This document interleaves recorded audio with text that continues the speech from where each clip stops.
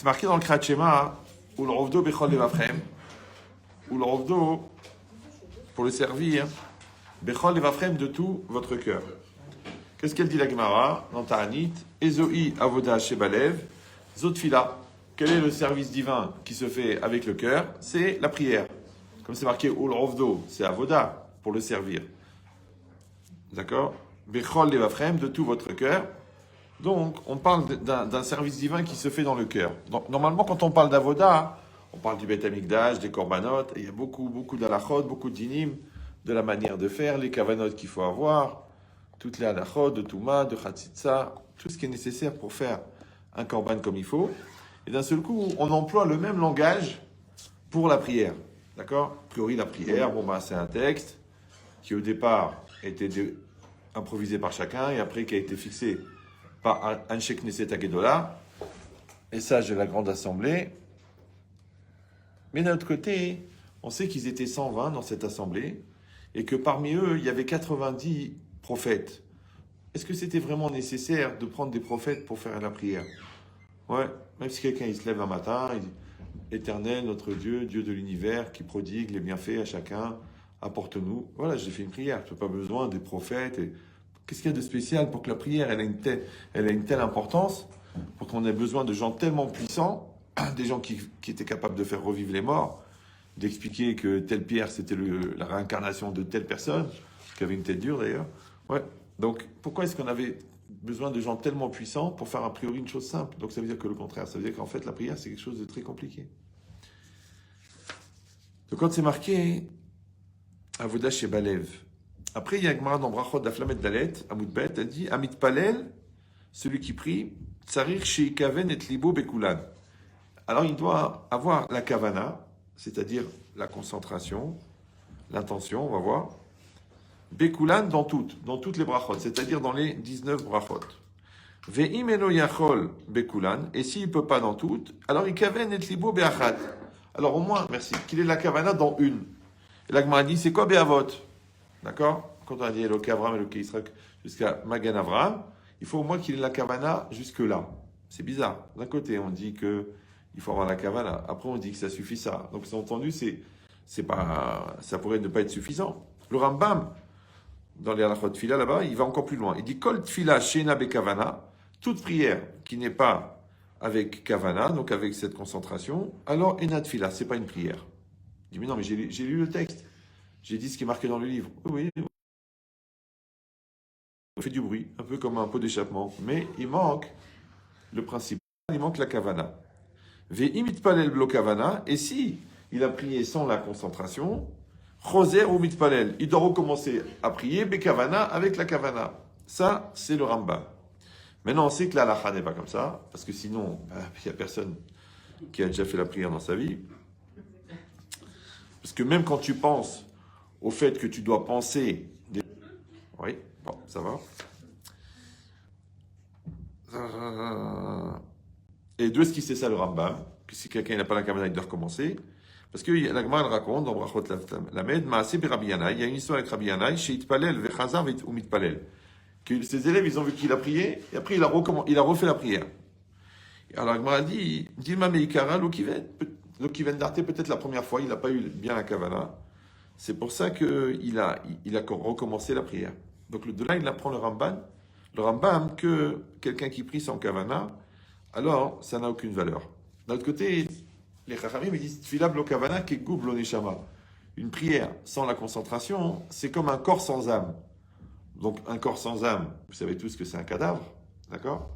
Donc le Nefesh HaChaim, il explique que en fait le corps, c'est les mots de la prière, et la neshama, c'est la kavana que tu mets à l'intérieur. On l'a expliqué déjà plusieurs fois.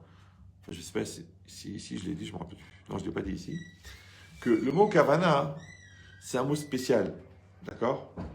D'ailleurs, on a un spécialiste en France, Jean-Marie. Jean-Marie Kavana. Bon, c'est pas grave. Et qu'en vérité, la kavana, c'est l'intention qu'on met dans quelque chose. C'est la signification qu'on donne à la chose. Parce que le mot kavana, il veut dire signification, il veut dire concentration. D'accord? Il vient du mot kivun. qui veut dire direction. Maintenant, en français aussi, on dit le sens, c'est-à-dire la signification, et le sens, c'est la direction. Donc les deux mots, c'est un seul mot qui a deux sens. Donc maintenant, si quelqu'un, il a la capacité, en fin de compte, de mettre une neshama dans ce qu'il fait, comme dans ce qu'il dit. Par exemple, quand vous cuisinez, si vous cuisinez avec l'intention de cuisiner, avec l'amour des gens pour qui vous cuisinez, et avec l'amour de la cuisine, eh ben, les gens qui mangent, ils sentent quelque chose. Mais si ça vous saoule et ça vous écœure, les gens, ils ont des brûlures d'estomac. Pourtant, c'est la même nourriture. Ouais. C'est pareil. Tu prêtes de l'argent, mais avec la rendement, l'autre, il n'a pas la slacha dans le business. D'accord? Tu lui prêtes de bon cœur, il va réussir. Dans tout, on peut mettre une kavana. Alors, c'est pareil quand tu parles. D'accord? Pourquoi tu as dit 1 million de fois je t'aime? Pourquoi cette fois-là, elle t'a dit ok, je t'épouse? Pourquoi plus cette fois que. Tu l'as dit plein de fois le mot. Parce que là, il avait une kavana. Il contenait quelque chose. Donc, ça veut dire que la kavana, c'est l'intériorité que tu peux mettre à l'intérieur. Et c'est toi qui as ce pouvoir-là de mettre une neshama à l'intérieur.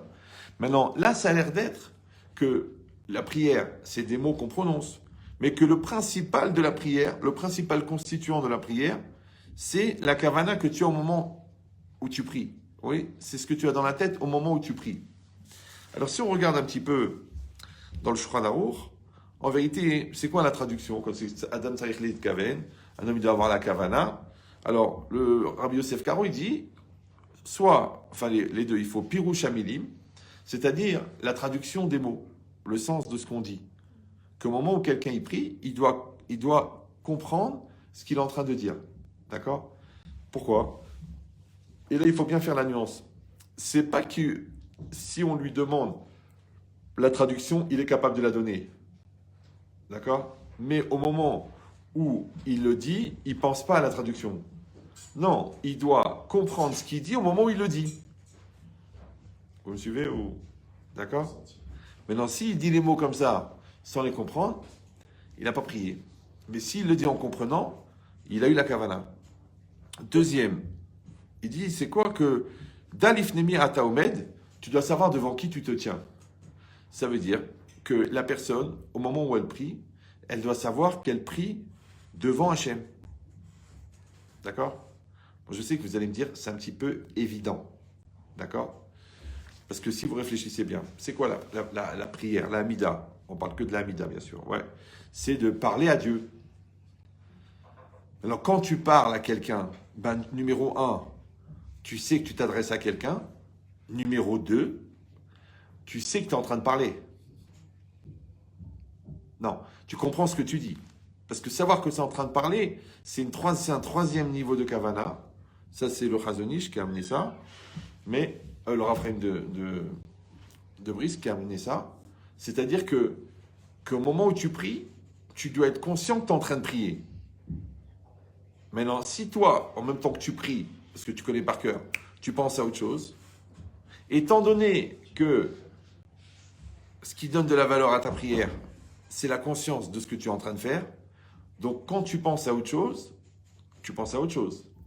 Maintenant, puisque pour Dieu, la pensée, la parole, c'est la même chose, donc si tu penses à autre chose, c'est comme si tu avais parlé pendant la prière. Et si tu parles pendant la prière, c'est un ifsek, c'est une coupure. Donc, tu as raté la prière. Il faut recommencer. Vous me suivez ou non? Mais cette dimension-là, on va la mettre de côté. Parce qu'il dit le Chazonish, on ne peut pas accomplir, c'est trop. Donc, on va garder les deux premières. Qu'au moment où tu parles, tu comprends ce que tu dis, d'accord? Et tu es conscient que tu t'adresses à Dieu. Maintenant, moi, je suis en train de vous parler, là, par exemple. Là, je vous parle, là. Oui. Maintenant, quand je vous parle, je comprends ce que je dis. Oui. Hein? Mais ça veut dire quoi, je comprends ce que je dis? Mais c'est ça la traduction de parler. C'est quoi parler? Parler, c'est que j'ai une volonté d'exprimer. Exprimer, c'est faire sortir à l'extérieur quelque chose. Pour l'exprimer, c'était d'abord une idée que j'avais. D'accord? Cette idée, ensuite, j'ai été collecté dans mon vocabulaire les mots, je l'ai organisé la syntaxe, et ensuite j'ai vocalisé pour que vous l'entendiez. Donc, c'est obligatoire que je comprenne ce que je dis, puisque j'ai choisi les mots pour pouvoir traduire le message que je voulais exprimer. Ça va? Mais si je dis un message en russe, J'ai du russe en phonétique là. Ich prados vis nafrates kalos. Je sais pas qu'en fait j'ai insulté ta mère. Ouais. Donc c'est presque. D'accord, je ne sais pas. Mais ça s'appelle pas parler. Parce que parler, encore une fois, c'est exprimer. Donc j'ai quelque chose dans le cœur. Et ensuite, ça passe par la bouche et ça arrive dans l'oreille. C'est ça parler. Donc automatiquement, si je dis que la prière, c'est parler à Dieu, donc automatiquement, il faut que je comprenne ce que je dis. Sinon, ça ne s'appelle pas parler. Mais ce n'est pas seulement, encore une fois, que je sache la traduction de ce que je dis. C'est qu'au moment où je le dis, je sais que je suis en train de dire ça. Je sais, encore une fois, ça fait un peu lourd. Ouais. Mais en vérité, puisque l'impact de la parole, il dépend de l'intention que j'ai mis dedans. Donc, en fait, quand je ne suis pas conscient de ce que je suis en train de dire, en fait, je n'ai pas parlé. Pourtant, j'ai fait du bruit. C'est pour ça que je vous avais dit à l'époque que les enfants, par exemple, n'écoutent pas ce qu'on dit, mais ils écoutent ce qu'on pense. Maintenant, si moi, je ne pense pas ce que je dis, donc l'enfant, il n'entend rien, puisque l'enfant, il entend ce que je pense. Mais pour que l'enfant entende ce que je pense, il faut que je dise ce que je pense. Ça va toujours. Et pour dire ce que je pense, il faut d'abord que je pense ce que je pense. Si vous allez dire, mais si je le pense, évidemment que je le pense, puisque je le pense. Non, des fois tu le penses parce qu'on t'a dit de le penser. Ouais, parce que vous savez, il y a le prêt-à-porter, il y a le prêt à penser. Il y a des gens, ils ont des phrases toutes fraises, qu'ils n'ont jamais réfléchi dessus, mais ils ont appris comme ça, ils ont fait tchouva comme ça, ils ont lu comme ça, ils ont entendu un cours comme ça. Donc ils répètent ce qu'ils ont dit, mais ils ne le pensent pas. Maintenant, le problème, c'est que ce que tu penses, vraiment, d'accord, et c'est ça ton essence, ce qu'on appelle en hébreu la mahashava, la pensée. On l'a déjà expliqué 1 million de fois, mais je le répète, que mahashava, ça vient du verbe larshov, qui veut dire penser. Mais ça vient aussi du mot chashuv, qui veut dire important. Donc un homme, il doit être choshev, mashéou, marshiv. Il doit penser ce qu'il considère. Donc, dans ta tête, tu as des idées, tu as des concepts, tu as des opinions, tu as des décisions, tu as des souhaits, tu as des trucs qui traversent la tête, tu as des fantasmes, tu as des délires. Il y a 1 million de natures de pensée. Mais il n'y a que la pensée qui est mahashava, c'est-à-dire qui est chashuva, qui est importante, qui s'appelle que c'est ce que tu penses. Confirmation par texto. D'accord? C'est pour ça que je donne toujours cet exemple. Toi, tu me dis que tu es mon ami. Tu es mon ami, je suis ton ami. À la vie, à la mort, je suis ton ami, ton ami. Bon. Un jour, je t'appelle à 4h du matin, qui excuse-moi, j'ai pas le permis, comme tu sais, ma femme elle accouche, est-ce que tu peux venir m'accompagner à la clinique? Le mec, il dit, je peux pas, il y a le PSG qui joue, je suis obligé de te dire d'appeler un cousin Hubert, très connu, ouais, pour t'emmener à la clinique. Maintenant, tu vois que le gars n'est pas ton ami. Lui, maintenant, il sait qu'il n'est pas ton ami. Mais il était convaincu qu'il était ton ami. Vous me suivez ou non? Donc, en fait, il découvre qu'il n'est pas ton ami, et toi, tu découvres qu'il n'est pas ton ami. Pourtant, il le pensait vraiment qu'il était ton ami. Donc, ça prouve qu'il ne pensait pas ce qu'il pensait. Tu dis à quelqu'un, je t'aime. Pourquoi l'autre, il ressent rien ou elle ressent rien? Réfléchis si tu le penses vraiment. Quand tu dis à un enfant, je suis fier de toi, mais que dans ta tête, tu dis, qu'est-ce qu'il est, khmar. Bizarrement, l'enfant, il reçoit pas le capital de confiance qui viendrait des mots que tu es en train de prononcer. Pourquoi? Parce qu'au fond, tu le penses pas. Tu dis, mais moi, je lui ai dit parce qu'on m'a dit de le dire, mais je pense vraiment qu'il a un problème. Ouais. Bah, ça marche pas.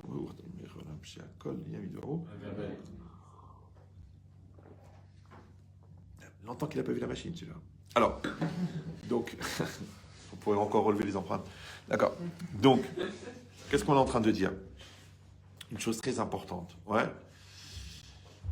c'est que il faut apprendre à penser ce qu'on pense. Vous me suivez ou non? Il faut apprendre.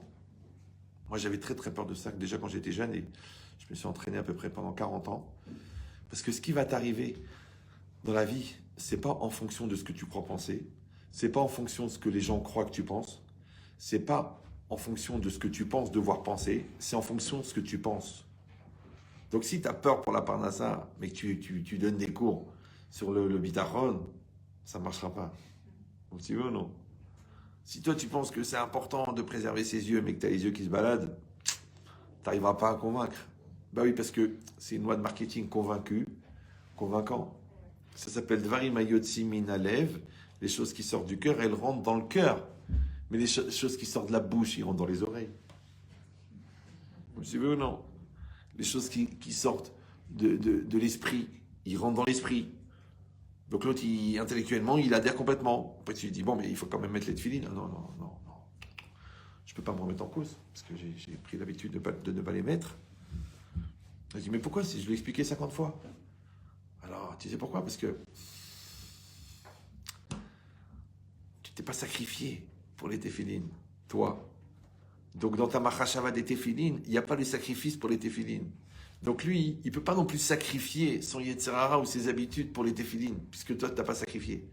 Parce que la nature de ce qu'il reçoit, c'est la nature de ce que tu lui donnes.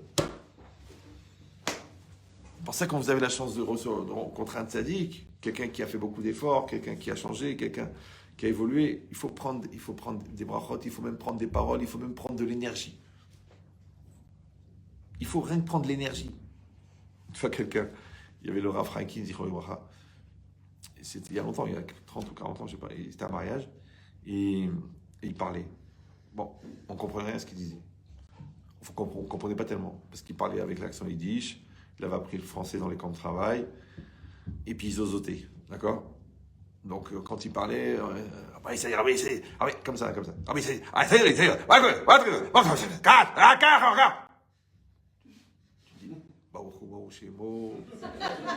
Amen. Tu sais que c'est un tzaddik. Alors mes copains, qui savaient que j'étais un petit peu fin et un peu profond, ils me disaient, mais Ria, qu'est-ce que tu perds ton temps? Ouvre un livre. Je dis, mais tu rigoles ou quoi? Je regarde un visage qui a regardé le Chafetz Chaim. C'est un élève du Chafetz Chaim. D'accord? Donc il était en face du Chafetz Chaim. Donc lui, il s'est imprégné du Chafetz Chaim. Et toi, tu le regardes à lui. C'est comme si tu veux mettre de la lumière là-bas et que tu es dans une caverne. Qu'est-ce que tu fais? Tu mets un miroir, là, qui va capter la lumière du dehors, et tu en mets un autre qui reçoit là et qui envoie là-bas. Premièrement. Et deuxièmement, je dis, tu le vois là? Tu vois de la chair, tu vois un costume, tu vois une barbe. En vérité, tu vois de la Yirat Shamaim vivante. Vous me suivez ou non? Pas de la crainte de Dieu culturelle, ou la ambiance, ou la étatique, ou la politique, ou la statistique. Ouais, tu vois de la Yirat Shamaim vivante, elle est là. C'est une paire de téfilines qui bouge. C'est un Sefer Torah qui parle. Donc regarde-le, imprègne-toi. Il faut regarder les lettres du Sefer Torah. Tu t'imprègnes de la Yirat Shamaim. Il faut regarder les pierres. Vous savez là où il y a la mosquée Al-Aqsa, là? La mosquée, ouais. Ils disent que le parterre, c'est le parterre du Beth Amikdash. Ils n'ont pas touché les pierres, ouais. Ils ont tout rasé, mais ça, ils l'ont laissé. Alors, ils disent que c'est bien d'aller au-dessus et de regarder ces pierres-là et de t'imprégner de la Kedusha de l'époque. Ça veut dire que c'est des choses qui sont réelles. La preuve, c'est l'inverse. Quand on dit Altista Kelpene Racha, si ne le regarde pas. Tourne ta tête. Pourquoi? Parce que tu t'imprègnes de ça, Thomas. Le regard, ça fait ça, ouais. Donc ici, c'est pareil. Maintenant, quand quelqu'un il va prier, qu'est-ce qu'il fait en fait? Entre guillemets, on a dit, il parle à Dieu. Mais déjà, il faut définir ce que c'est parler. Parce qu'il y a beaucoup de gens qui font du bruit avec la bouche, des gens qui font des discours, des fois des gens qui sont étrangers à leur discours, des fois qui sont même distants. D'accord? C'est-à-dire qu'ils ont un discours et puis ils ont un vécu. Ils ont un discours et ils ont une pensée. Donc, automatiquement, les connexions ne sont pas faites. Maintenant, si tu as une chénifie à 100 000 euros, une belle chénifie, avec des enceintes extraordinaires, mais ils ne sont pas branchés, le son ne sort pas. D'accord? Maintenant, l'ampli, c'est ton cœur, et les enceintes, c'est ta bouche, ouais, et le modem qui reçoit le signal, c'est ta neshama. Donc, il faut que tu reçoives une impulsion de la neshama, ce qu'on appelle le récepteur, qui vient de l'émetteur. L'émetteur, c'est le émet. C'est joli. Bon. Ça marche pas avec le récepteur, sauf si tu t'appelles le récepteur Erdogan, d'accord? Mais quand la Neshama, elle reçoit une impulsion, cette impulsion, elle transmet au cerveau, le cerveau, il transmet aux reins, les reins, ils transmettent au cœur, le cœur, il transmet à la bouche et ça sort dehors. D'accord? Donc, c'est très important de savoir, quand tu parles, que tu parles. Ça va? Voilà. Après, on te dit, tu parles devant Hachem. Tu dis, bah évidemment. Parce qu'il dit, le Rav Dessler, la tfila, c'est le plus haut niveau de Emouna qui existe. C'est le plus haut niveau de croyance en Dieu. Pourquoi? Parce que quand tu pries, il n'y a que deux solutions. Soit tu pries Dieu, soit tu parles au mur. Vous me suivez ou non? Maintenant, si toi tu penses à autre chose, si tu n'es pas concentré, si tu comprends rien à ce que tu racontes, si tu viens parce qu'il fait chaud, ou que tu aimes bien l'ambiance, parce qu'il y a des croissants après la prière, ça ne s'appelle pas que tu as parlé à Dieu là. Ouais. Maintenant, ça veut dire que tu parles au mur. Maintenant, quelqu'un qui parle au mur 3 fois par jour, il faut qu'il consulte. Tu as un cinglé, tu te mets dans les murs. Aujourd'hui, c'est très difficile de savoir parce que comme les gens, ils ont tous des oreillettes, on a tous l'impression qu'ils parlent tout seuls. Mais, a priori, ils parlent à quelqu'un. Donc, cette idée-là, c'est quoi? C'est que la personne, ouais, elle parle à Dieu. Donc, sa capacité à parler à Dieu, elle va dépendre de l'intensité de la conscience qu'elle a Dieu en face d'elle. Donc, c'est pour ça que c'est un niveau de Emouna. Donc la question elle est, combien tu arrives à donner une réalité à Dieu qui est en face de toi?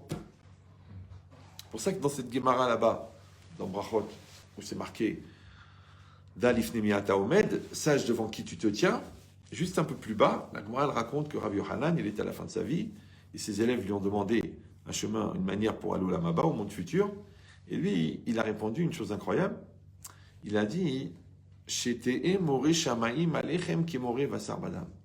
Que la crainte du ciel, elle soit sur vous autant que la crainte des hommes. Alors, les élèves, ils ont dit, Adkan, ça veut dire tellement tu penses qu'on est nul. Parce que la crainte de l'homme, tu as peur d'un voyou, tu as peur de ton patron, tu as peur de ton mari, ça c'est une peur physique, humaine, basse, matérielle. Et là, on parle de la crainte de Dieu, la Hirat Shamaim. Ça n'a rien à voir. Ouais. Qu'est-ce qu'il dit Rabbi Yochanan? Il les met sur un même plan. Shete Moré Shamaim, qu'elle soit la crainte du ciel comme la crainte des hommes. Alors et les élèves, ils ont dit, on ne comprend pas. Il leur a répondu, il leur a dit, Tédéou, sachez, que chez Adam Rotse Lavor Avera, quand un homme il veut faire une faute, Omer, il dit, Shema Yarini Adam, de peur qu'un homme me voie. Tu veux voler, bah tu regardes s'il y a quelqu'un qui te regarde. Tu veux rentrer avec ta secrétaire à l'hôtel, tu regardes si tu connais quelqu'un dans l'hôtel. Pourquoi? Pourquoi tu regardes? Ouais. Parce que tu as peur qu'on te voit. Et alors si on te voit? Comprenez ou non? Et alors si on te voit? C'est un gars qui te voit. Ok. Donc toi, tu vois que lui te voit. Lui, il voit que toi, tu le vois. La preuve, vos regards se croisent. Et tu dis, alors c'est pas grave, j'ai envie de voler la pomme. Je prends la pomme, je la mange et lui, il me regarde. Pourquoi je fais, ah, excusez-moi. Je fais un moment d'égarement. Ouais. Non, en vérité, pourquoi? Parce que derrière ses yeux, il y a un cerveau. Et derrière ce cerveau, il y a une conscience. C'est ça qui te dérange. C'est la conscience. La conscience de quoi? Qui te juge que toi, t'es pas le mec que tu as l'air d'être. Avec ta barbe et ton chapeau, tu as l'air d'être sérieux, mais là, tu voles là. Qu'est-ce qui te dérange donc? C'est le jugement de l'autre. Mais le jugement de l'autre, il représente le jugement de tes parents. La preuve, c'est que le gosse, on lui dit, on va le dire à tes parents. Il fait, ah non, monsieur, non, monsieur. Et le jugement des parents, il représente le jugement de Dieu. Avinu Sheba Shamayim. Donc en vérité, toute la relation de père à fils, elle est là pour que tu comprennes la relation de fils à père. Donc il y a ton père et ton père. Et les deux font la paire. Voilà. Donc c'est quoi l'idée? C'est que il a dit, Rabbi Yochanan, ouais, que la crainte du ciel, elle soit sur vous comme la crainte des hommes. Alors moi, je me suis permis une explication. Elle vaut ce qu'elle vaut, comme disait le patron de Volvo. Ouais, mais Volvo, vous connaissez la marque Volvo? Elle vaut le veau qui est dans la voiture. Il y a un veau dedans. La voiture, elle vaut le veau. C'est une vaut le veau. D'accord? Alors maintenant, quand vous êtes à côté de quelqu'un et que le gars est là, à côté de vous, et vous le voyez, et vous ne prenez pas de vitamine illégale, bon. Donc, le fait qu'il soit là, pour vous, c'est évident qu'il existe, puisqu'il est là. Le problème avec Hachem, c'est qu'on ne le voit pas. Donc on se permet de douter. Oui, non, oui, non. D'un autre côté, si on le voyait, on n'aurait plus le mérite de la Emouna. Parce que toute la valeur de la Emouna, c'est justement de croire dans ce qui ne se voit pas. Mais les choses qui se voient, ce n'est pas de la Emouna. C'est de la vision, c'est de la connaissance.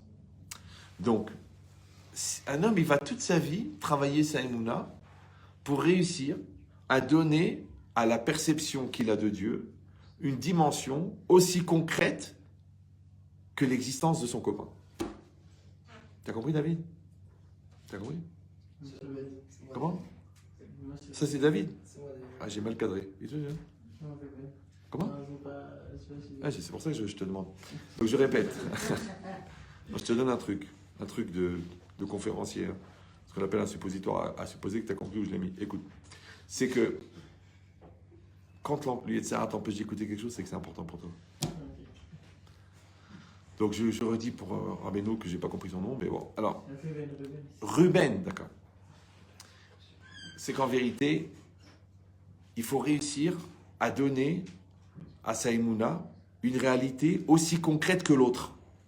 Parce que de la même manière que quand l'autre te voit, t'as honte, eh ben tu devrais avoir honte que Dieu te regarde. Tu dis, mais l'autre, Dieu il me regarde, mais je ne le vois pas. C'est ça ton problème. Tu dois lui donner cette réalité-là. Vous comprenez? C'est ça le travail de la Emouna. Ça, je raconte cette anecdote qu'un jour, Baba Salé, quelqu'un est venu le voir, et puis le gars, c'était un rachat. Alors Baba Salé lui a dit, ah, t'as ouvert un verrote, tu fais des verrotes? Il a dit, oui, je suis rachat. Genre, sous-entendu, c'est presque une profession. Ok.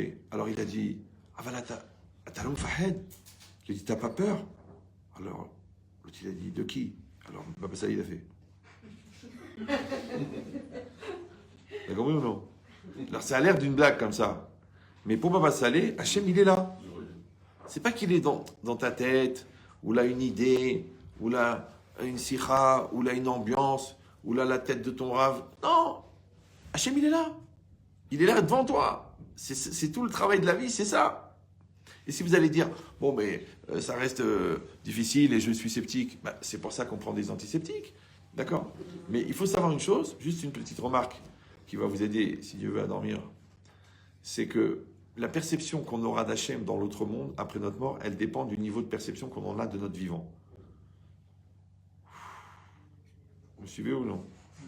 C'est que si Hachem, c'est un étranger de chez nulle part, quand il va arriver là-haut, tu vas voir un ange, tu vas faire oh, Hachem, Hachem, ou Elohim. L'ange, il va te dire, t'es fou, quoi, là?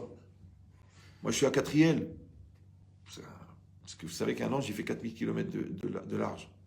Donc, quand tu vas le voir, tu vas croire que c'est Dieu, mais c'est pas Dieu. Donc, comment tu vas savoir que c'est pas Dieu? Parce que toi, tu perçois Dieu. Mais quand est-ce que tu l'as perçu? Pendant toute la voda que tu as fait dans ta vie, dans l'étude de la Torah et dans toutes les tfilotes et dans toute la siyata d'Ishmaïa, pour réussir à percevoir Dieu. Et comme la perception de Dieu que tu auras dans l'autre monde, elle dépend de la perception que tu as dans ce monde-ci, tu as compris qu'il faut commencer l'apprentissage très tôt. Voilà. C'est pour ça qu'il faut donner une réalité à Dieu. Alors, quand tu as donné une réalité à Dieu, ouais, bah, a priori, c'est facile de parler à Dieu. Comme l'autre, il est là, tu lui parles à lui. Tu fais un numéro de téléphone, tu parles. Au bout d'un moment, quelqu'un te dit, non, mais tu as l'air de quoi de parler avec un appareil, là? Et tu dis, non, je ne parle pas à l'appareil. Parce qu'il y a la personne qui est au bout de la ligne. Ah, d'accord, tu es convaincu qu'il y a un mec au bout de la ligne. Va savoir, peut-être il n'existe pas. Peut-être c'est une voix virtuelle, peut-être que ton copain il est mort il y a 17 ans, mais on a reconstitué sa voix et il y a un robot qui répond à sa place. Tu dis, mais non, si je l'entends, c'est qu'il est vivant. Ouais. Alors c'est pareil, toi tu dois avoir cette perception. La seule différence, c'est que Dieu ne répond pas avec des mots. Il répond avec des circonstances, il répond avec des miracles, il répond avec des clins d'œil, il répond avec des opportunités, il répond avec des réponses, mais qui sont du vécu. Tu demandes et tu reçois. Donc tout ça, c'est le dialogue de Dieu. Mais encore une fois, ce niveau de dialogue, il va dépendre de ton niveau de dialogue. Vous savez, on dit dans les couples, les gens qui ne s'entendent pas, souvent, c'est des gens qui ne s'écoutent pas. Tu sais, j'ai dit, écoutez, on n'arrive pas à s'entendre. Je dis, bon, allez voir un audioprothésiste. Mais non, ça n'a rien à voir, c'est le caractère, c'est les trucs, les Tunisiens, les Marocains. Ah, vous vous entendez pas? Bah, si vous vous entendez pas, c'est que vous vous écoutez pas. Maintenant, c'est quoi l'écoute par rapport à entendre? Entendre, bah, c'est un bruit de fond qui traverse le cerveau. Mais l'écoute, c'est que tu mets ton attention pour. Donc, quand toi, tu écoutes Hachem, Shemar Israël, ouais, par effet miroir, Hachem, il t'écoute. Mais si tu dis, franchement, je le sens pas, il n'est pas là quand j'ai besoin, Et tais-toi, t'es où, toi? Non, moi c'est vraiment compliqué. Hein. J'habite au-dessus de la synagogue, tous les matins j'ai une sciatique, c'est très dur. Les tuilines, j'ai peur de m'étrangler, mais enfin, faut pas les mettre là. Shabbat, je suis prêt à le faire, mais ça tombe samedi. Manger cachère à Saint-Paul, ça devient compliqué. Vous comprenez? Donc, tu peux être dans la logique perpétuelle du prétexte. Mais c'est pas grave, tu as le droit. Tu as le droit de te mentir à toi-même. Mais après, ne dis pas comment ça se fait que la vie, elle me ment. C'est Mida Keneged Mida, c'est ça, c'est exactement, ça s'appelle l'effet miroir. Par exemple, vous vous mettez en face d'un miroir. Vous pouvez faire le test, vous les jeunes qui êtes encore rapides, parce que nous, avec l'arthrose, c'est pas évident. Mais vous mettez devant un miroir, vous regardez bien le mec qui est dans le reflet, qui se trouve a priori de vous, et vous essayez de bouger plus vite que lui. Ou alors sans le prévenir, vous mettez la main comme ça. Vous dites, oh, hop, et bien le miroir, il bouge en même temps. Le reflet. Vous arrivez à y croire ça ou c'est trop violent? Oui, non? Non? Ça marche pas? Ça tient la route? Voilà. Il faut savoir que la vie, c'est un miroir. Quand quelqu'un fait une bêtise, le Tzara essaie de nous racheter la conscience en nous disant mais tu sais, peut-être dans ta situation à toi, Hachem va te le comprendre. D'accord. Ok, c'est très bien. Mais tu sais très bien que le Yetzer Hara, c'est celui qui prend ta place quand tu n'es pas là. Donc, si tu n'es pas là, c'est qu'il n'y a personne en face du miroir. La preuve, c'est que dans le reflet, il n'y a personne non plus. C'est pour ça qu'en français, le mot personne veut dire personne et veut dire personne. Maintenant, personne, c'est une personne, avec le respect de la personne, avec le droit de la personne, d'accord? Avec la conscience de la personne, ok. Mais d'un autre côté, c'est personne. Alors, en hébreu aussi, comment on dit je? Ani, comment on dit néant? N, c'est les mêmes lettres. Aleph Nun Yud, c'est je, et Aleph Yud Nun, c'est Aïn. Et Aïn, c'est le néant. D'accord? C'est rien, c'est zéro, c'est la négation. N, Omrim. Ouais. Maintenant, si toi, tu as choisi d'être personne, d'accord? Après, tu peux toujours dire, c'est Yetzer Hara, c'est l'immaturité, c'est à cause de mon père, c'est à cause de ma sœur, c'est à cause de l'école. Ok, on s'en fout de tes prétextes. Ce qui compte, c'est que tu n'es pas là. Si tu n'es pas là, donc dans le reflet, dans la vie, là aussi, il n'y a personne. Ça s'appelle en français esquiver, éviter, ne pas assumer. Ok, tu n'assumes pas, mais il n'y a pas de solution. D'accord? Toi, genre, tu t'es fait porter malade le jour de l'examen. Ok, bon, tu avais une bonne raison de ne pas être là. Mais ça ne sert à rien, après, 2 semaines après, d'aller vérifier les résultats. Hein. Peut-être il y a mon nom. Dans les reçus. Dibli d'air. Non, il n'y a pas ton nom, Yabrel, puisque tu n'étais pas. Oui, mais toute la vie, c'est comme ça. Donc les gens y croient, parce qu'ils ont une bonne raison, parce qu'ils ont un argument, parce qu'ils ont même des fois une démonstration, des fois même ils arrivent même à intellectualiser leur Yetzer Hara, que ça fait que c'est comme s'ils avaient fait. Alors moi je vous le dis, c'est que c'est pas parce que tu as une bonne raison pour expliquer pourquoi tu l'as pas fait, que ça fait comme si que tu l'avais fait. Vous me suivez ou non? Voilà. Donc l'argument du Yetzer Hara, tu laisses ça pour les l'élan d'esprit. Maintenant, tu es jeune, c'est normal. Mais un jour, il faut aller vers ça. De dire, je vais arrêter. Parce que c'est ça la différence entre les adultes et les enfants. Quand il y a un problème, les enfants, ils donnent des raisons. pourquoi ils ont raté. Et les adultes, ils donnent des solutions. Donc, ils trouvent une solution. Ça va? Maintenant, j'ai pas dit d'âge. Voilà, vous avez compris. Bon, on revient au sujet parce que là, vous êtes en train de me détourner totalement. C'est que le détournement de mineurs, c'est puni par la loi. Je suis un mineur parce que je creuse les choses. Donc, qu'est-ce qu'on est en train de dire? On est en train de dire que la personne, elle doit avoir conscience de Dieu. Alors, quand tu mets les téphilines, tu dois dire, pourquoi je mets les téphilines? Parce qu'Hachem, il l'a ordonné. Ouais. Quand tu vas sortir, tu regardes, est-ce que tu es bien de sa loi, tout ça? Hop. Parce que Hachem, il l'a ordonné. Tu vas pour manger, quel Ashgacha? Ashgacha pratique? Ah, on est à Tel Aviv. D'accord? Donc, tu vérifies. Est-ce que tu peux manger? Donc, en vérité, qu'est-ce que tu fais? Tu donnes une réalité physique à Hachem. Tu dis, mais Dieu, il n'est pas physique. Dieu, il n'est pas matériel. Oui, je sais, je suis au courant, je suis rabbin. Ouais. Mais c'est ça le travail. Le travail, c'est de réussir à ça, à lui donner cette réalité physique. Maintenant, plus elle est forte, plus elle est puissante, plus elle est nette, ouais, et plus l'intervention de Dieu, elle sera nette.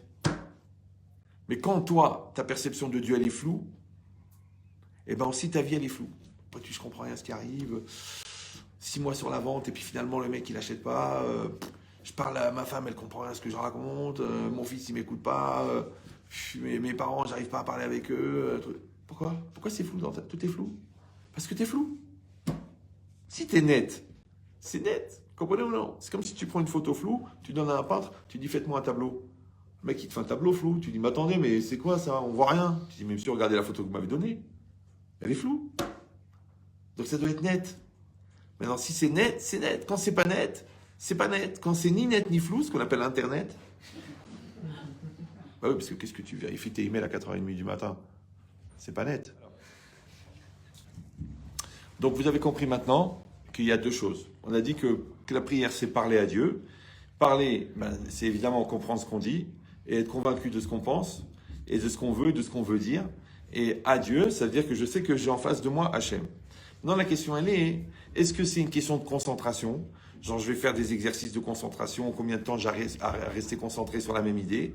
Ou c'est une question de conviction? D'accord? Quand l'Ouralinou, le cancérologue, il dit asseyez-vous madame, je vais vous donner le résultat de la biopsie, c'est rare que tu penses à autre chose. Quand le garagiste il te dit écoute, on a vérifié le fond de culasse, je sais pas quoi, et toi tu trembles parce que tu sais que déjà la boîte de vitesse elle coûte 4 000 €, alors le moteur n'en parlons pas. Donc tu écoutes bien. C'est qu'en fait, la conviction que tu as que la solution vient de Dieu fait qu'automatiquement tu vas être concentré dans la prière. Vous me suivez ou non? Parce que, est-ce qu'encore une fois, c'est un exercice de kavana? Ça veut dire, tu es concentré, tu gardes ta tête, ouais. Ou non, c'est simplement que tu sais à qui tu parles. Je suis en train de te parler, là, ouais. Donc, je te parle. Imagine, des fois, tu parles à quelqu'un. Tu écoutes, écoute, là, tu te concentres, là, je te sens pas, là, t'es pas avec moi, tu regardes ta montre, tu joues avec ton téléphone, je te sens pas présent. Donc, maintenant, imagine Hachem, que tu tapes à la porte pour lui demander quelque chose, et puis au moment où tu ouvres la bouche, Hachem c'est Fatah Tiftar, ta tête elle part. Tu penses à ça, tu penses à ça, tu penses à autre chose. Donc lui, il est devant la porte, il attend, il dit mais tu voulais quelque chose, t'as besoin de quelque chose? C'est vrai que le problème c'est qu'on prie en hébreu, et que même si on arrive à traduire, oui. Quand c'est pas notre langue qu'on utilise au quotidien, Oui. c'est très difficile de garder une concentration. J'ai compris. En fait, c'est pour ça que la halacha, ouais, vous avez le droit de prier en français. Oui, non. À la fin, on dit quand même qu'il vaut mieux prononcer en hébreu. C'est reparti pour un tour. Bon, Non. c'est pas grave. D'abord, je vous ai pas dit que les interventions étaient possibles pendant le cours, Pardon. malgré que j'ai failli passer Shabbat, mais quand même, d'accord? C'est une petite vengeance.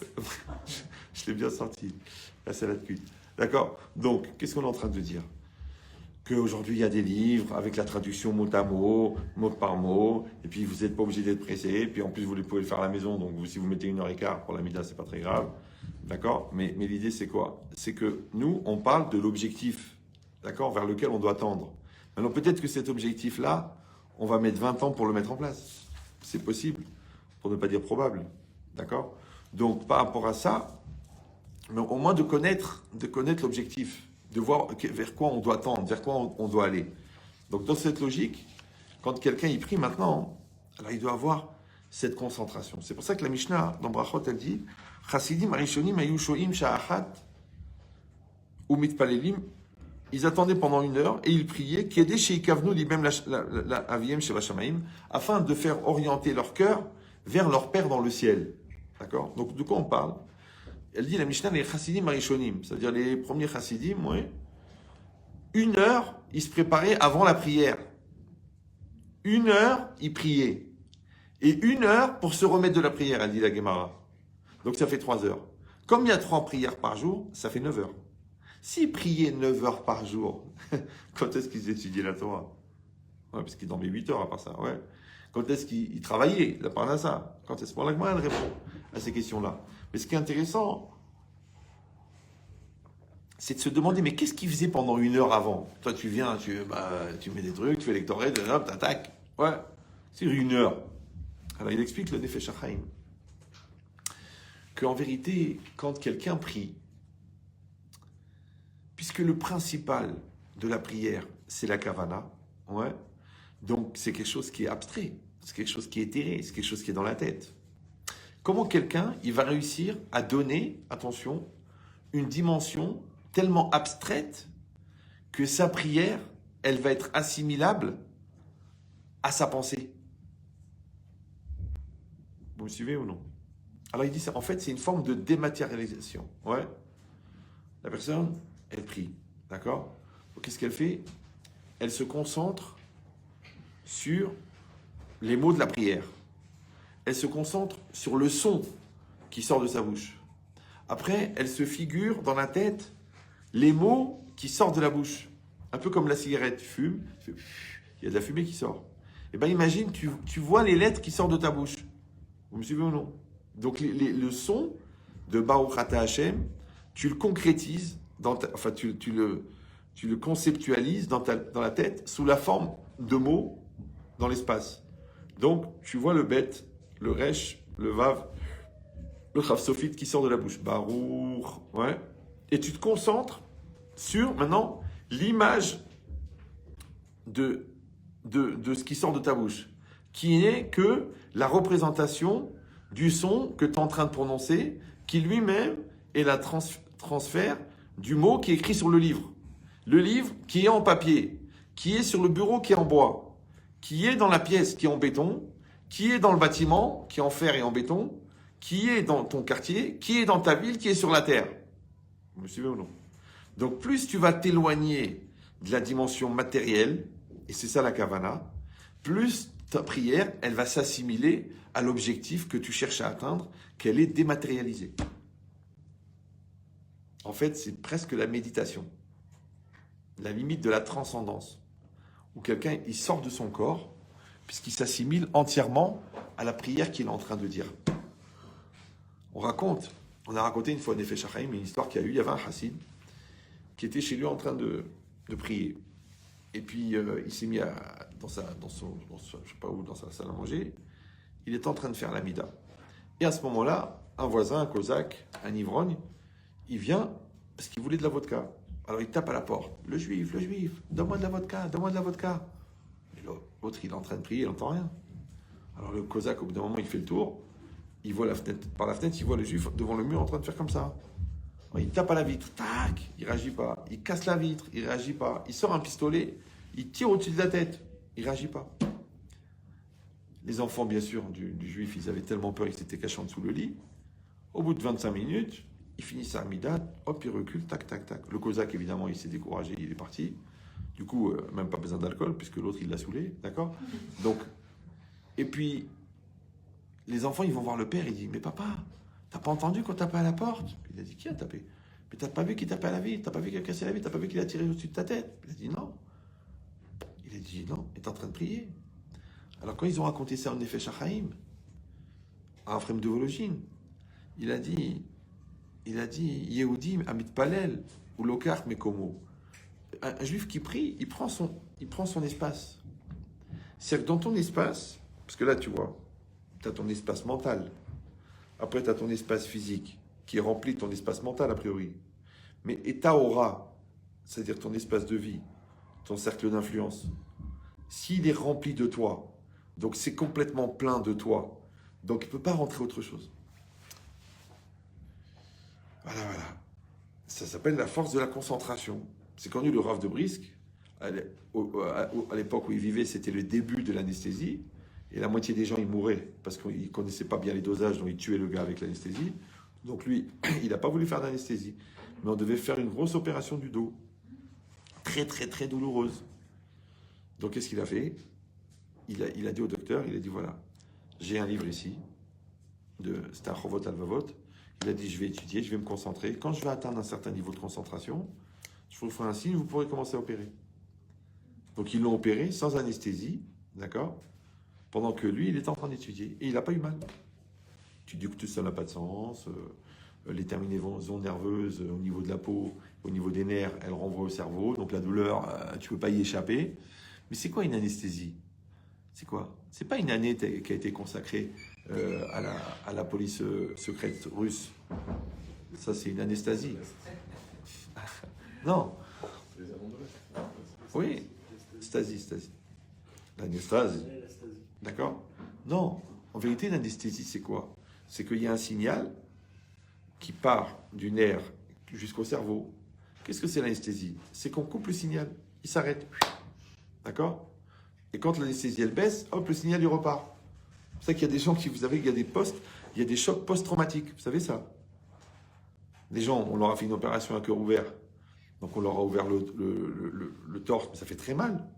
On leur a écarté les vertèbres, ça fait très mal.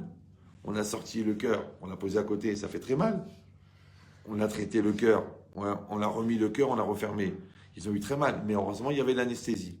Mais le problème, c'est que l'anesthésie, des fois, elle a une mémoire. Le corps, il a une mémoire. C'est comme l'imprimante. C'est comme tu ne sais pas l'utiliser, tu cliques. Après, tu arrives à la débloquer, elle t'imprime 52 fois le truc. Tu dis, mais attendez, je veux pas 52 copies. Alors, tu essayes de l'arrêter, tu enlèves la prise, tu mets la tête de ton mari. En fait, tu sais plus quoi faire pour. Alors, t'imprimes maintenant, ouais. Mais l'idée, c'est quoi? C'est qu'en fait, l'imprimante, elle a une mémoire. Elle n'oublie jamais, comme ta femme. Ouais. Donc, ça veut dire quoi? Ça veut dire que le corps aussi, il garde en mémoire. Donc quand l'anesthésie, elle s'arrête, toute la douleur de l'opération, elle arrive d'un seul coup. Il y a des gens qui font un arrêt cardiaque à cause de ça. En se réveillant de l'anesthésie. Tu te rends compte? C'est de la folie. Donc de la même manière, comme des gens qui ont une amnésie sur un choc émotionnel qu'ils ont eu, d'un seul coup, ça revient à la mémoire, ils se rappellent de tout. Et là, ils deviennent fous. Ouais. C'est qu'ils auraient préféré oublier. Maintenant, je ne vois pas le rapport avec ce que j'étais en train de dire. C'est un vrai problème. Il ne ressentait pas la douleur de l'opération. Voilà. Donc ça veut dire quoi? Ça veut dire qu'en vérité, on doit réussir à atteindre un niveau de concentration extraordinaire. Maintenant, encore une fois, est-ce que ce niveau de concentration, c'est juste un exercice mental de concentration, ou c'est qu'en vérité, notre conviction, elle est tellement forte, notre émouna, elle est tellement forte qu'on n'arrive pas à penser à autre chose. Parce qu'on est convaincu que la solution, elle vient de là. Et comme ça, il demande le Rav Simcha Zissel. Il dit, mais pourquoi on prie? Si on croit qu'on prie pour demander à Dieu ce qu'on a besoin, mais Dieu, il connaît tes besoins puisque c'est lui qui t'a créé. Boré nefashot rabot, vechesronan. Ouais, il a créé des nombreuses créatures et leurs besoins. Il sait ce que tu as besoin parce qu'il t'a créé. Vous comprenez ou non? Donc si on dit que on prie Dieu pour lui dire attention Hachem, il faut que tu me trouves la maison, il faut que le crédit soit accordé, il faut que le bébé il naisse à la naissance, c'est très important. C'est pas grave. Ouais. Donc tu dis mais le bon Dieu il n'a pas besoin de toi pour savoir ce qu'il doit te faire. Il sait très bien ce que tu as besoin. Alors tu dis pourquoi on lui demande? Alors il dit une chose incroyable. On lui demande en fait pour arriver à se convaincre que ça dépend de lui.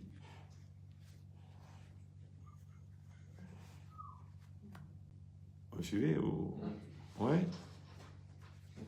Parce que si tu trembles devant chez le docteur, tu trembles devant l'inspecteur du fisc et tu délires devant le bon Dieu, tu as une nouvelle religion, ça.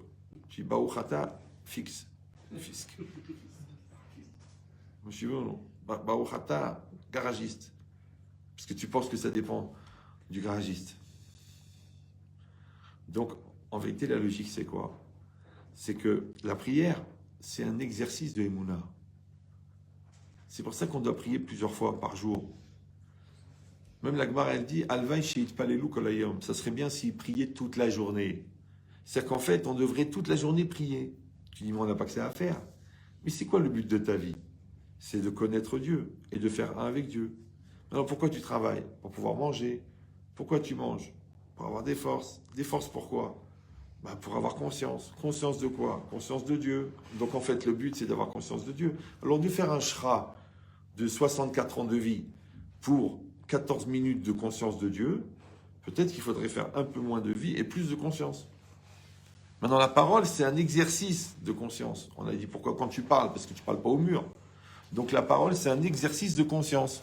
C'est pour ça que le Zohar, il dit que Ikar Adam, Dibour, ou le principal de l'homme, c'est la parole. Et d'ailleurs, c'est en ça que l'homme se distingue de l'animal, puisque l'animal ne parle pas, et que l'homme parle. Maintenant, si toi, tu es doté de la parole, parce que tu as un Tselem Elohim, parce que tu as une Neshama, et que tu te sers de la parole comme pour l'animal, ouais, alors ça veut dire que tu es resté dans la dimension animale. Donc il faut que tu sanctifies ta parole. Il faut que tu élèves ta parole. Alors toutes les halachot de prière, en vérité, c'est une manière de sanctifier sa bouche. Maintenant, quand tu sanctifies ta bouche, tu augmentes la qualité de ta prière. Quand tu pratiques la prière, tu sanctifies la bouche. Ça va ensemble. C'est pour ça que le Rabbi Shimon Bar Yochai, il avait dit, mais on aurait dû avoir deux bouches. Une bouche pour la Lashon Hara, une bouche pour les bonnes paroles, une bouche pour l'étude de la Torah, une bouche pour dire des bêtises. Non, il y a une seule bouche. Pourquoi? Parce que c'est toi qui es le détenteur de ce que ta bouche, elle va exprimer. Donc c'est pour ça qu'il faut avoir une maîtrise très très puissante de sa bouche. C'est pour ça qu'il y a plein d'halachot, il y a plein de lois dans la pensée, dans la parole. Mais ici, la Torah, elle a mis l'accent sur le fait que la parole, ça va être un véhicule. Mais que le message qui est contenu dans la parole, c'est la kavana. C'est comme si tu envoies du courrier à des gens, mais tu n'as rien écrit dedans. Après, tu dis alors, tu m'as pas répondu à ma lettre. Le mec, il dit la vérité, je l'ai reçue. Mais il n'y a rien dedans. Donc, si tu ne mets pas de kavana, ouais, si tu ne mets pas de conviction, si tu ne mets pas d'effort, si tu ne mets pas de sacrifice, si tu ne mets pas de sensibilité, donc c'est comme si tu envoies des lettres vides. Tu envoies des lettres vides. Après, tu dis elles reviennent pas avec le message. Et je te dis ça, tu peux le vérifier toute la journée parce que c'est comme avec l'autre. C'est comme avec l'autre. Ouais. Une fois, il y a un rave qui faisait des drachot comme ça, il parlait en public et tout, d'aller de ville en ville. Il a été voir le Chavetz Chaim, il a dit écoutez, j'arrête pas de faire des drachot, des discours, et les gens ils font pas teshuva. Alors le Chavetz Chaim, il lui a dit Dvarim ayotim minalem nirnasim lelev. Les choses qui sortent du cœur, elles rentrent dans le cœur. Alors le Darshan, il a compris, il a dit ah, j'ai compris, il faut mettre plus de hitlahavut, plus d'enthousiasme, plus d'émotion. Alors il rentrait, il rabâche ça, il pleurait, il criait. Ah. Bon, au bout de 6 mois, il vient voir le Chavetz Chaim, il dit écoutez, au niveau de cette statistique, j'ai toujours des résultats aussi nuls, personne ne fait teshuva. Bon, il y a tous les chiens du coin qui se mettent à crier, à pleurer, parce qu'ils sentent qu'il y a un gars de chez eux qui s'affole. Mais il a dit, mais les gens, ils font pas teshuva. Il dit, pourtant, j'ai fait ce que vous avez dit. Dvarim ayotzi minalev, les choses qui sortent du cœur, elles rentrent dans le cœur. Alors, le Chavetz Chaim, il a dit, aval, saïch livdok, il faut vérifier. Parce que avant qu'elles sortent du cœur, tes paroles, il faut d'abord qu'elles rentrent dans le cœur. Vous avez compris ou... Alors, c'est marqué dans la Torah. Vayadarta yom, va'ashevota elevavecha. Tu seras aujourd'hui, ouais, et tu ramèneras les choses dans ton cœur. Alors, quand elles rentrent dans ton cœur, plus profond elles vont aller dans ton cœur, plus, quand elles iront vers le cœur de l'autre, elles viendront de profondément chez toi. Donc, tu as un double projet. D'abord, que toi, tu dois te convaincre, vraiment, de ce que tu penses. Et après, en tant que convaincu, tu vas le dire à quelqu'un d'autre. Donc ça tournera toujours c'est un système auto-alimenté. D'accord? Donc ça ne pourra jamais marcher si toi-même tu n'es pas convaincu. Maintenant, des fois tu peux, c'est comme tu vas dire des paroles vraies, mais elles ne sont pas vraies pour toi. Donc elles ne vont pas rentrer vraies dans la tête de l'autre. Si tu ne comprends pas ce que tu enseignes, et ben l'autre il ne comprend pas non plus. Il y avait un monsieur, j'avais lu une fois dans un livre, il avait dit à son fils, écoute mon fils, tu vas à l'école, tu écoutes bien le professeur. Quand tu ne comprends pas ce qu'il dit, tu vas le voir, tu dis excusez-moi, je n'ai pas compris. Comme ça, il va te répéter. Si la deuxième fois qu'il t'a répété, tu ne comprends toujours pas, c'est que lui-même, il n'a pas compris ce qu'il dit. Tu as compris ou non? Ça veut dire qu'une personne, en vérité, elle doit bien comprendre. Tu dois bien comprendre. C'est pour ça qu'on doit étudier, qu'on doit réfléchir, qu'on doit... Pourquoi il y a tellement de commentaires, même sur le texte de la prière? Ça va, c'est bon, Atarolène, tu prodigues, c'est bon, je connais la traduction. Ouais. Akel, Agadol, Agibor, Vanora. Pourquoi il y a des explications? Pourquoi? C'est trop long? Ah d'accord. Donc pourquoi? À cause de ça. À cause du fait, ouais, qu'au fond, la partie la plus compliquée, c'est de s'imprégner de la chose. Après, quand c'est imprégné, ça passe tout seul. Tu sais quoi? Même sans parole. Vous comprenez cette logique-là? C'est comme un enfant. Ouais, on passe des années. Mais quand après le message est bien passé parce qu'on a fait le travail d'éducation, bah, le jour où il y a un problème, tu n'as même pas besoin de parler. Hein. Tu le regardes, il te regarde. T'as raison, mais t'as rien dit. Et quand ça va bien, tu le regardes, et lui il fait. Il devient tout rouge. Parce qu'il sait que tu es content. Pourtant, t'as rien dit. Alors pourquoi des gens ils font des gros longs discours, comme moi d'ailleurs, ouais. Comment il s'appelait ce grand joueur de poker qui a écrit le discours de la méthode? Descartes. Ça va? Actuaria ou... D'accord. Donc c'est ça l'idée. C'est qu'une personne, elle... de quoi je parlais? Ah oui. C'est que des fois on croit que c'est la formulation, que c'est la précision du langage, mais c'est surtout que la parole, elle est portée par une conviction. Elle est portée par une volonté. Donc de la même manière, la conviction et la volonté, c'est la kavana. Maintenant, tu vas lire les mots, tu vas lire le texte, exactement comme c'est marqué. Et ça va faire un effet ou ça ne fait pas d'effet? Alors le problème, c'est Yeridat Adorot. Étant donné que plus on descend de niveau, moins on est capable de concentration, moins on est capable de kavana. Donc les Chachamim, ils ont été obligés de formuler le texte de manière kabbalistique pour que le texte il fasse de l'effet, même si on a moins la kavana qu'il faut. Vous suivez ou non? C'est-à-dire qu'au départ, entre guillemets, il n'y avait que de la kavana. Ouais. Comme les gens, ils n'arrivaient pas à avoir la kavana, on leur a donné des mots. Mais comme les mots, ils font plus d'effet que la kavana de la personne, alors on a été obligé de faire formuler le texte par 120 chachamim, dont 90 prophètes, ouais, parce qu'il va falloir mettre des formules comme pour que la formule elle-même, elle a une action. C'est pour ça c'est mieux de lire le texte en hébreu et tout ça. Parce que on te dit, tu dois dire ton login, d'accord? Donc tu dois marquer 362, 333. Si tu dis, bon, 362, 323, ça marche pas. C'est très précis. Dans ton email, tu rates une lettre, ça marche plus. Tu dis une lettre, ça va, une lettre. C'est la majorité, c'est les mêmes, mais il y en a une qui marche pas, ça marche pas. Donc imagine maintenant, le login de la prière, c'est le texte. Vous suivez ou non? Maintenant, étant donné qu'on a besoin et de ta conviction et du texte, d'accord? Donc on va insister pour. Mais en vérité, le texte lui-même, il a une action.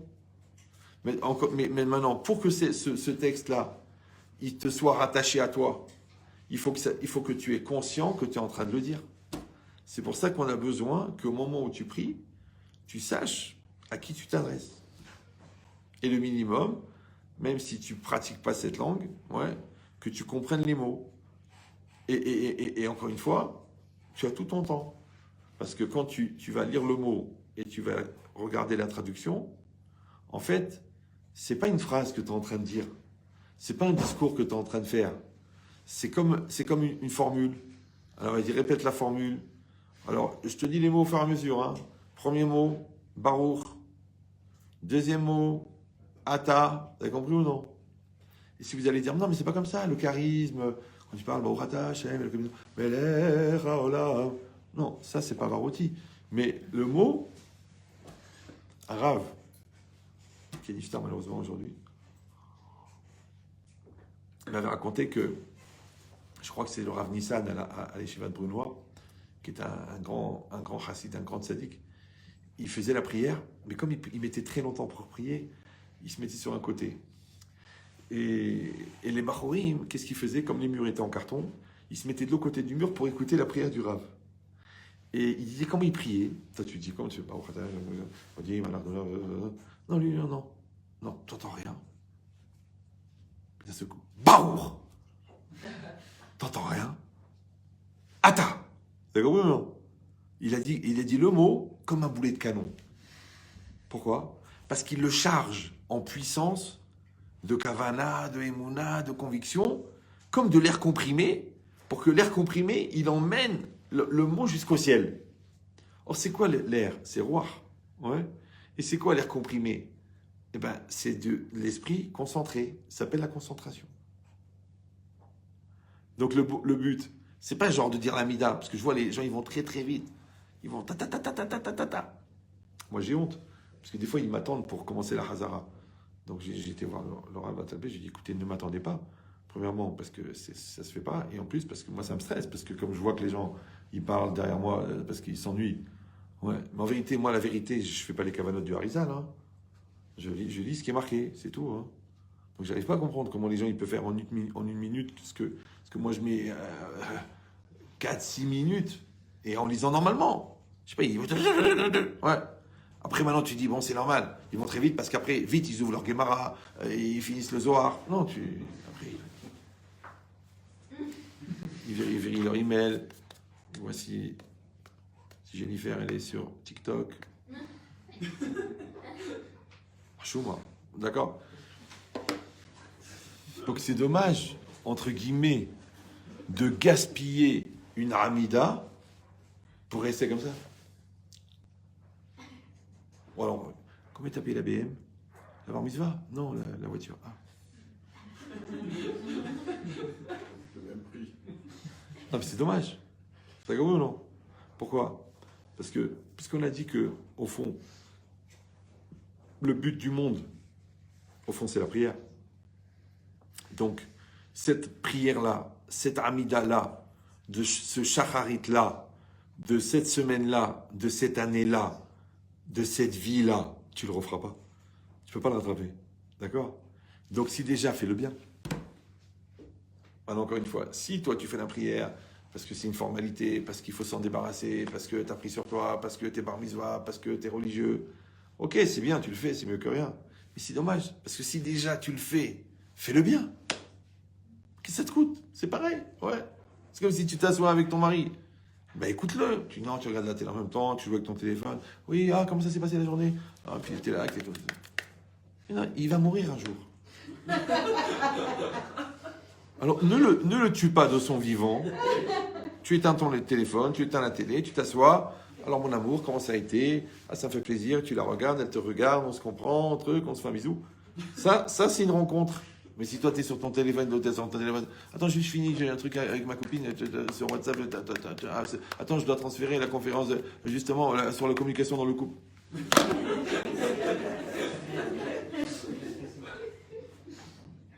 J'espère que tu vas y aller, parce que... Ouais. Donc, vous avez compris qu'en vérité, la vie, c'est des opportunités. D'accord? Alors, nous, on appelle ça des opportunités. Les pessimistes, ils appellent ça des épreuves. Ouais. Mais en vérité, c'est des opportunités. Donc, tu dis, qu'est-ce que je peux faire? Voilà, il y a une amida devant moi. Qu'est-ce que je peux faire avec? D'accord? Alors, juste pour finir, je vais vous donner une image. on dit que le Hazonish, comment il étudiait le Hazonish? Ça, c'est un Rav qui nous a raconté ça. Et lui, c'est son père qui faisait Chavruta avec le Hazonish.